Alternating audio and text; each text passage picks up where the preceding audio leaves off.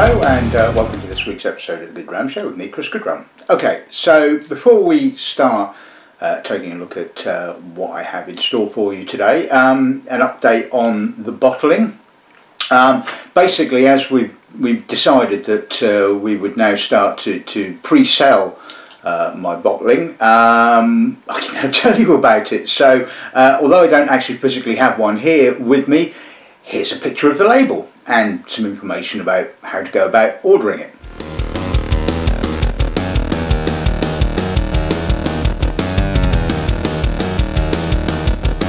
Anyway, so as you can see, it's an 8-year-old Caol Ila.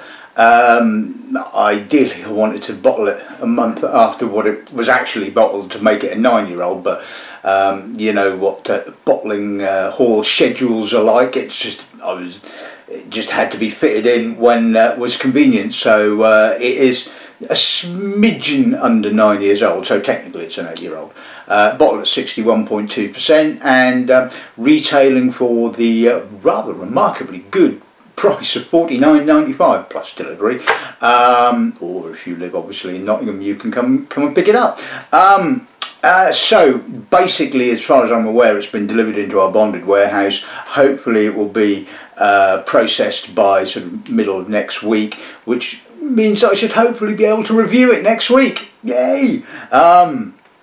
And obviously I have a selection of 8-year-old Caol Ila samples to taste it against, and well, I'm not really sort of judging it per se. Well, I am judging it against those other bottlings, and I'm hoping it's going to stack up quite well. And just to, you know, I'm not going to, as you know, sort of like you know, just big it up because I selected it. It would be interesting to see how it fares with other bottlings of 8-year-old Caol Ila. So hopefully that will be a really interesting show, and obviously I'm really hoping that the bond gets their finger out and gets this sorted so I can get hold of a bottle and do that next week. But so yeah, like I said, it's £49.95, and I've had to tweak the margin a little bit because, you know, I wanted to get it in under the £50 mark, and well, if it wasn't for the increase in the labelling costs, it would have been a lot easier, I can tell you that for a start. But anyway, so it's £49.95, and I think it's really good value for money. So hopefully you will agree. Hopefully you'll go and follow the link to the website, and hopefully you'll purchase a bottle, and hopefully you'll enjoy it. A lot of hopefullys there.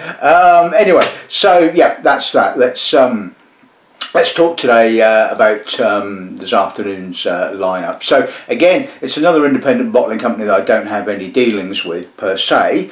Obviously I do deal with Maverick Drinks that distribute That Boutique-y Whisky Company's bottlings, but I don't actually stock them, and there's two reasons why I don't actually stock them. Neither have anything at all to do with the quality or lack thereof of the juice. The first one is that basically Maverick Drinks obviously are part of the same portfolio as Master of Malt, and they're all owned by Atom Brands or something like that anyway. And obviously That Boutique-y Whisky Company is kind of almost synonymous with Master of Malt, and obviously I've not got an issue with that, but it does kind of give you a sort of a feeling of I'm sort of stocking the competition's whiskey, if you see what I mean.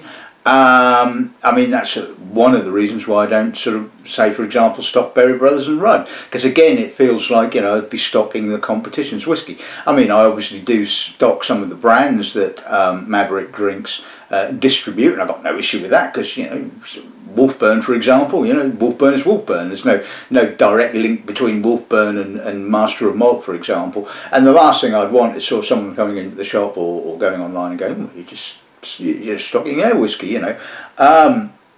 So that's really the principal reason for not stocking them. The other reason is the labels. Now, they are unique, they are different. I know a lot of people really like this style of labelling. I don't. To me, I'm partially, I'm a purist. I like sort of, you know, I'm not really, I mean, I like cartoons and all that kind of stuff, you know, but you know, there's a time and a place for them, I suppose, and they kind of strike me as a bit sort of Richard Branson, a bit sort of, you know, we're funky guys and, you know, a bit brewdoggy, and although they're obviously not as vocal and annoying as Brewdog in their marketing, it still, again, doesn't really appeal to me, it has to be said. But as you well know, we are not interested in such things and frippery and all that kind of stuff. It's the quality of the juice that's in the bottle that's what counts. So, you know, I've got no issue with sort of promoting their whiskey. I mean, assuming I say nice things about it, I guess. And all today's samples don't actually come from That Boutique-y Whisky Company, because, like I said, I don't have any dealings with them. They either come from World Whisky Awards or samples that I tasted for the whisky magazines. So should be interesting. Like I said, only ever really come across their stuff in passing, and I managed to grab together out of the various boxes enough samples to actually do 2 episodes of the show, and so I picked out, I kind of fashioned them into 2 groups of 6, and this is the sort of slightly more weird and wonderful group of 6, shall we say. So anyway, that's enough of that. Let's take a look at today's lineup. So we're going to kick off with the Aberlour batch number 3, bottled at 49.2%. So when Boutique-y Whisky Company first started bottlings, or doing their bottlings, this dates to, I believe, well, I tasted it originally in January of 2015, so 2014 kind of bottling. They initially decided they weren't going to use age statements on their bottlings. Now, since then, they have indeed changed that. So, don't know the age statement. And like I said, it's obviously American oak. And again, one of the nice things about the independent sector is you get these kind of bottlings. You know, I mean, although Aberlour do use American oak matured spirit, they obviously, as you well know, vat it in with a large amount of sherry. Bottling number 2 we're going to be looking at is their blended malt number 2 batch 2. It's a bit of a mouthful, isn't it? This is bottled at 41.3%, and I tasted this originally in December of 2017. Number 3 is an Irish single malt, batch number 2, 12-year-old. Can't remember. Obviously, they started around about batch 2, batch 3 of their various bottlings of. Well, I think it was probably about 2017, 2018. They started actually putting the age statement on there. So this is bottled at 48.6 and quite a lot of sherry there. So we shall see how that one stacks up. Bottling number 4 we're looking at is the Tennessee Bourbon, batch number 1, 14-year-old, bottled at 52.2%, and pretty much like all independently bottled Tennessee whiskey, one would imagine it comes from Dickel rather than Jack Daniels, because I don't believe Jack Daniels flog their stuff. They need it all for that god-awful number 7 bottling, really, don't they? Ooh, back in the knife drawer. The penultimate bottling is doesn't actually have a batch number, which is quite bizarre. This is a 42-year-old Invergordon, so ooh, that should be nice. Bottled at 48%, and again, bottled, I believe, in about 2017. And the last bottling is good old Ledaig. Yes, good old Ledaig. This is their batch number 2, bottled at 50.5%, and probably bottled sometime 2014, 2015. So an interesting array of interesting oddities, shall we say. So let's kick off with the Aberlour.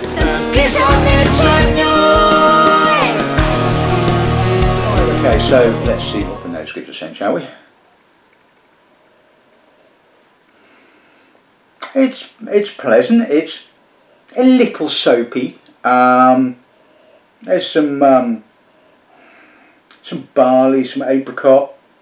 There's also a I wouldn't quite say odd, but there's an almost kind of coastal astringent note, which is unusual for Aberlour, it has to be said.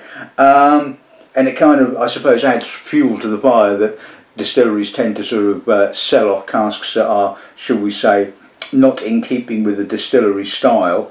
There's a little bit of coffee, there's some oak, there's some almost herbally rye kind of notes, which I'm going to again guess are coming from, well, they can only really come from the oak. It's pleasant, like I said, it's a little soapy, it's okay, it's relatively straightforward. It feels like it has a little bit of age, it's not a complete baby. And yeah, it's a nice coffee note, some barley. Yeah, I mean, it's pleasant, it's okay. Let's see what the palate like.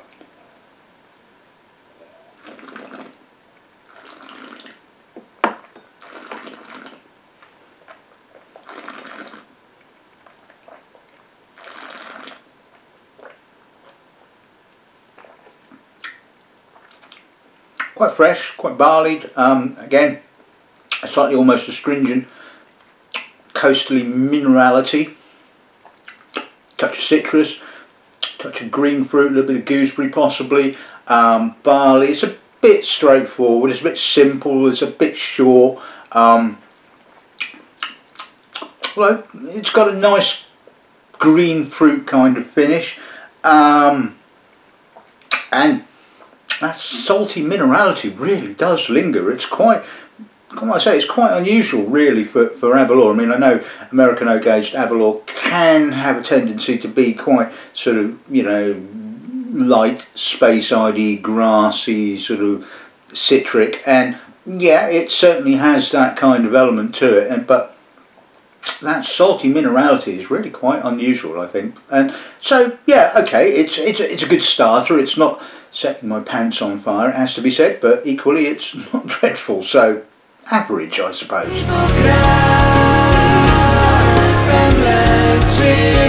Okay, so let's move on to blended malt number 2, batch number 2. Let's see what the nose gives us on this end, shall we? Ooh, that's a nice nose. That's showing a bit of age to it. It's got that malty, earthy, baked fruit, touch of apricot, macerated fruit, walnut. I suspect there's a little bit of sherry at play. I'm certainly getting a little bit of dried fruit and what seems to me sherry spice. Touch of smoke as well. That is a lovely nose. That really has got a lovely complexity to it. There's a lot going on here. Now I don't know whether they actually blended this themselves or whether this was purchased already pre-blended. I know some independent bottling companies do purchase pre-blended casks. Maybe one of you lot will actually know whether they do actually blend this or not. I mean, if they do, then well, they've done a damn good job, I think. That is lovely. See what that's like.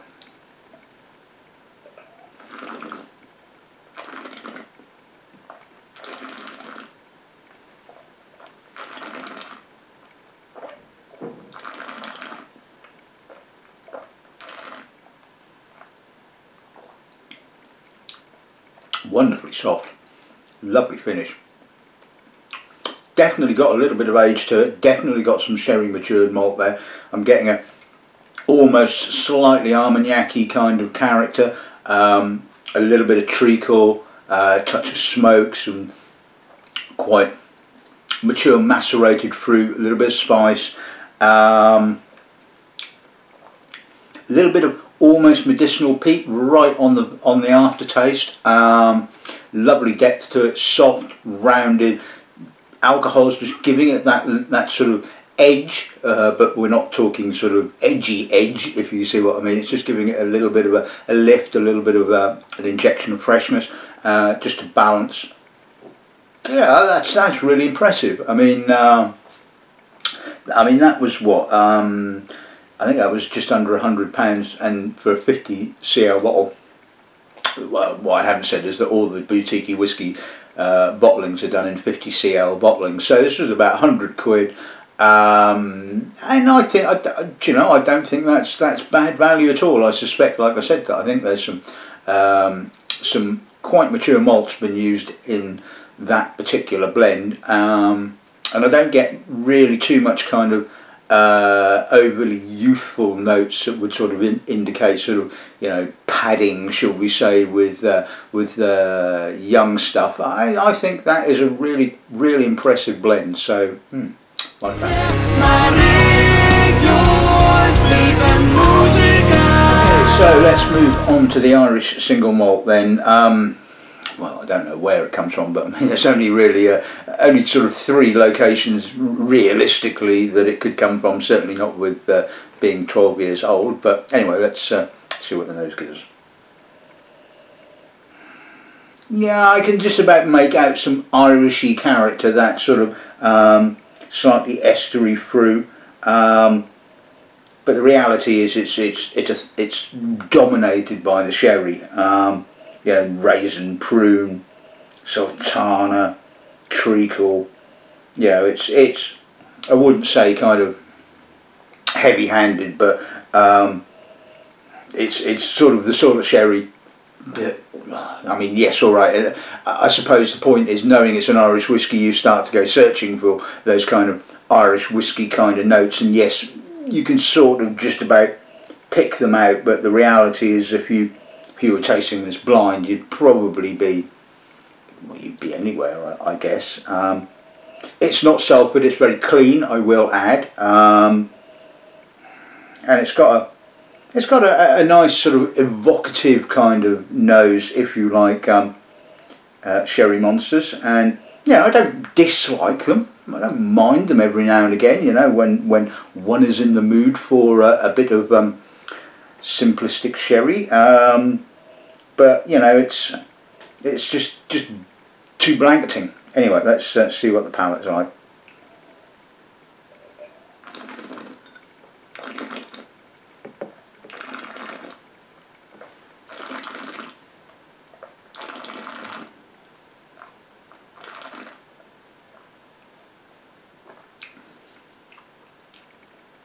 There's a bit of a bitterness on the middle and the finish.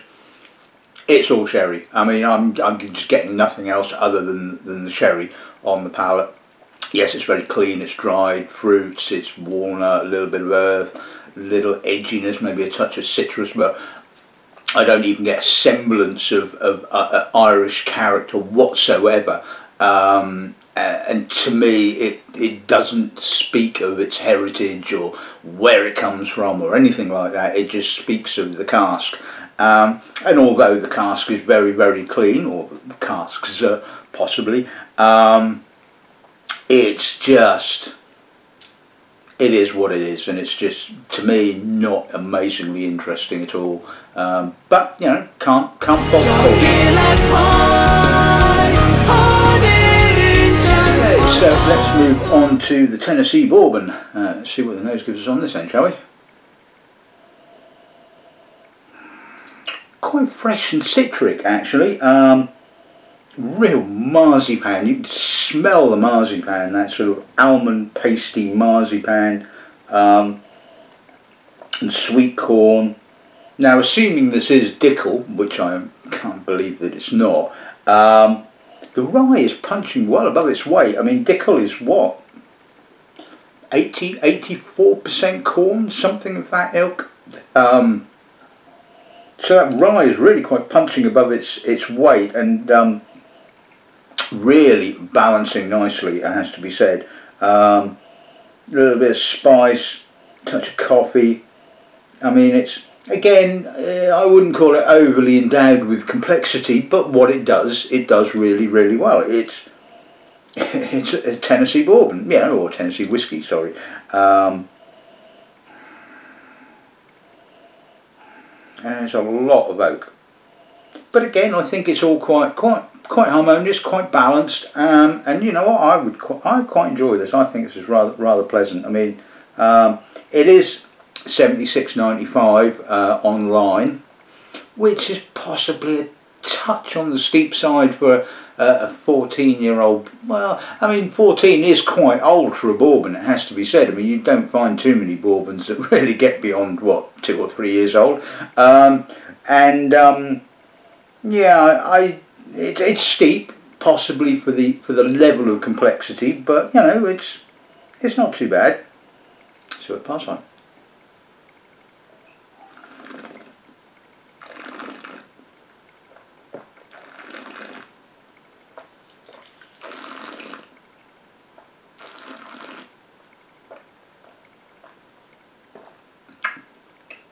Mouth-filling, juicy, full, again quite corny, but the dark rye spices are really sort of, again, punching above their weight. There's a little bitterness on the middle, but you know, I'm not going to get bent out of shape about that. There's a slight edgy sort of marry kind of note on the finish, which I often pick up in even relatively old American whiskies, and that's mainly, I'm guessing, down to the fact that it's probably been matured in quite a warm part of the warehouse, so it's lost a fair amount of its liquid without becoming overly mature. And you know, I don't mind that. I kind of quite like that sort of, as long as it's not overly marry on the finish, and this certainly isn't. I don't mind that. It kind of adds another level to it. I think the palate has got a little bit more complexity than the nose. It's certainly got a lot more sort of grippy spiciness and citric notes on the finish. Almost mouth-tingling finish. And yeah, I think that's really pleasantly balanced, and I like that. I think that's good.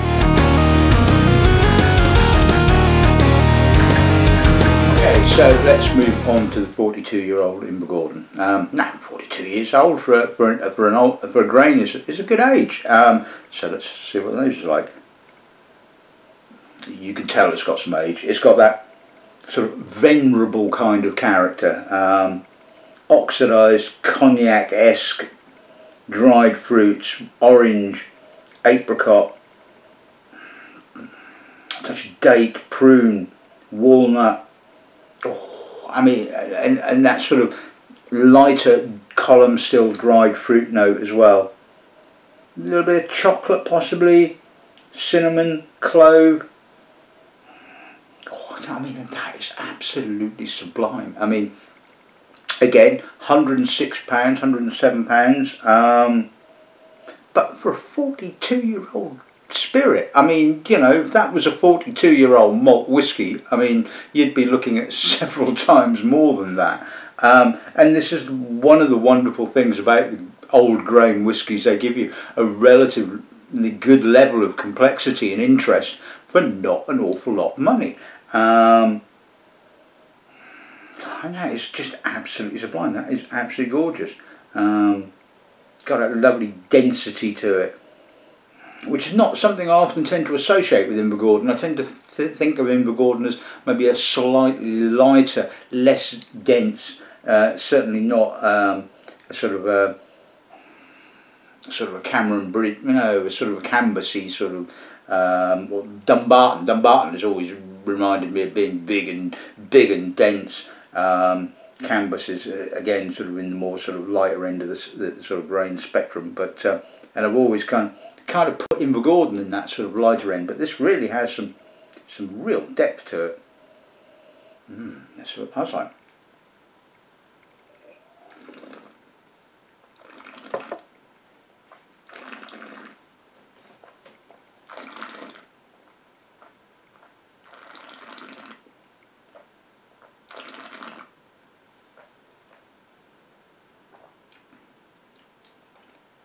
A little woody, a little grippy, a little tannic, but the treacly sort of notes, not overt treacle, gentle, maybe more sort of syrupy treacle, balance it, chocolate, coffee, gets a little grittier towards the end, but it's a sort of soft grittiness rather than a sort of like an intense sort of grittiness.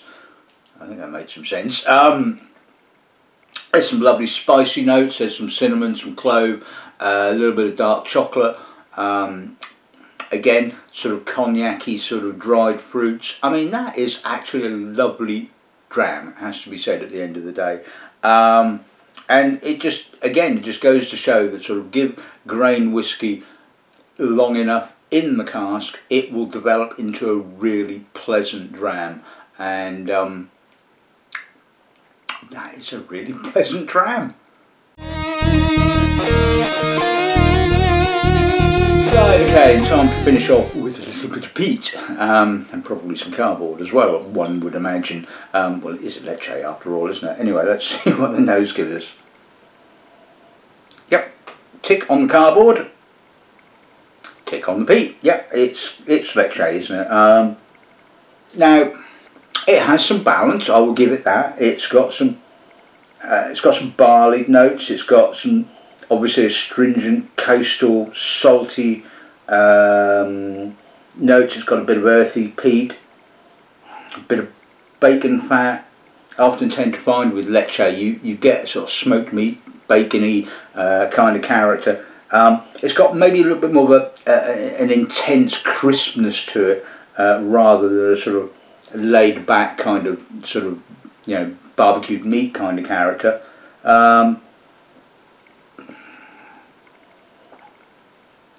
I mean, as leches go, it's not too bad actually. I mean, it's not that cardboardy note is definitely there, but it's not sort of like, you know, the only thing going on, shall we say. It's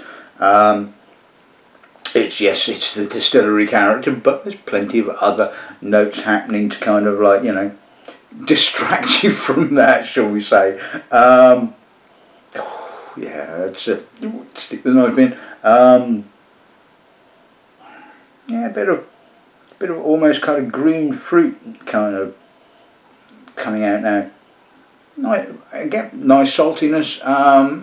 Yeah, okay. Let's see what the palate like.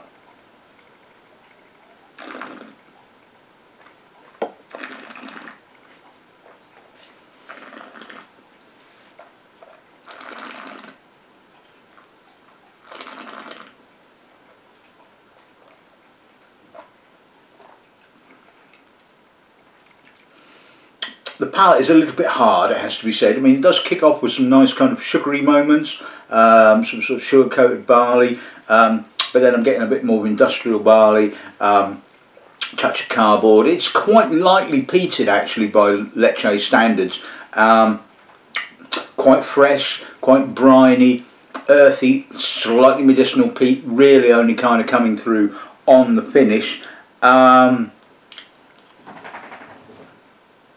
I think I preferred the nose to the palate. I mean, the palate is a little bit on the hard work kind of side.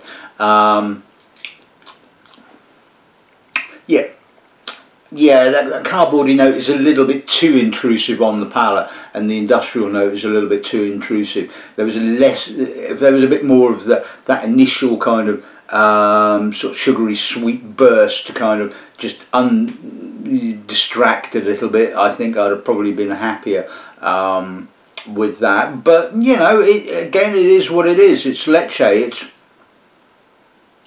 what age would I say? Probably about, I would imagine, 12 to 15 maybe. I certainly don't get any rose petal mar or anything like that, so I don't think it's sort of sub 12. I would definitely say this is somewhere between about 12 and 15, and you know, it's okay. I mean, I've tasted a lot worse. And I mean, I remember when I actually tasted this with the Whisky magazine, and of course, as you know, it's the only information you get is the ABV Scotland islands, should we say, and that's it, you know, and you're just going, well, damn me, that's a bit bloody obvious, you know, it's just got distillery character stamped all over it. And, well, you can't argue with that, can you? I mean, that's a good thing at the end of the day, that when you taste something blind, you go, yep, I know where that one comes from. So, obviously, the distillery is doing its job in so far that it's kind of making itself obvious, but maybe a touch too obvious. But like I said, I had tasted some younger leches that don't seem to have quite such a cardboardy note and do seem to sort of have more emphasis on the meaty bacon fat kind of barbecue notes, and this one isn't quite there, but you know, entertaining nevertheless.